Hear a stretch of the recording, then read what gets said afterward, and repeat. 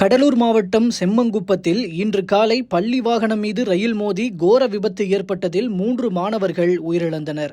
இக்கோர சம்பவம் தமிழகத்தை உலுக்கியுள்ளது. கடலூர் செம்மங்குப்பம் பகுதியில் உள்ள கேட் எண் 170 கொண்ட ரயில்வே கேட்டை இன்று காலை மாணவர்களுடன் பள்ளி வாகனம் கடக்க முயன்றபோது விழுப்புரத்திலிருந்து மயிலாடுதுறை நோக்கி பயணித்த வண்டி எண் 5681 எண் கொண்ட பயணிகள் ரயில் மோதி விபத்துக்குள்ளானது.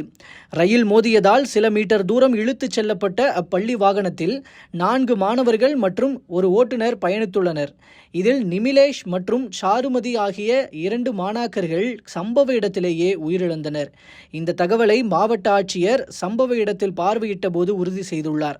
காயமடைந்த மற்ற 2 மாணவர்கள் மற்றும் ஓட்டுநர் கடலூர் அரசு மருத்துவமனையில் சிகிச்சைக்காக அனுமதிக்கப்பட்டுள்ளதாக தகவல்கள் தெரிவிக்கின்றன. அதில் தலையில் பலத்த காயம் ஏற்பட்ட மாணவன் செழியன் என்பவரும் சிகிச்சை பலனின்றி உயிரிழந்ததாக தற்போதைய தகவல்கள் தெரிவிக்கிறது.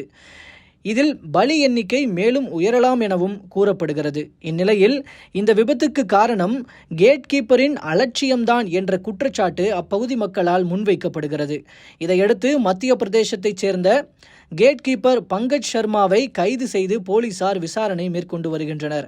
விசாரணையில் பள்ளி வேன் ஓட்டுநர் கேட்டுக்கொண்டதன் பேரில் ரயில் கேட்டை திறந்ததாக கேட்மேன் பங்கஜ் சர்மா வாக்குமூலம் அளித்துள்ளதாக தகவல்கள் வெளியாகியுள்ளன. அதுவே மறுபுறம் கேட் திறந்திருந்ததால் தான் வாகனத்தை இயக்கினேன், கேட் கீப்பர் உள்ளிட்ட யாரிடமும் நான் எதுவும் பேசவில்லை என பள்ளி வாகன ஓட்டுநர் சங்கர் கூறியுள்ளார்.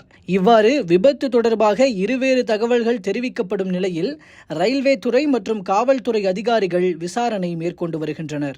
விபத்தில் உயிரிழந்த மாணவர்களின் குடும்பத்திற்கு தலா ரூபாய் 5 லட்சமும், பலத்த காயமடைந்தோருக்கு தலா ரூபாய் 1 லட்சமும், லேசான காயமடைந்தோருக்கு தலா ரூபாய் 50,000 நிவாரணம் வழங்கிட முதல்வர் மு.க. ஸ்டாலின் உத்தரவிட்டுள்ளார். இக்கொடூர விபத்து குறித்த தொடர் விசாரணைகளின் பின்னணியில் பல தகவல்கள் வெளியாகும் என நம்பப்படுகிறது.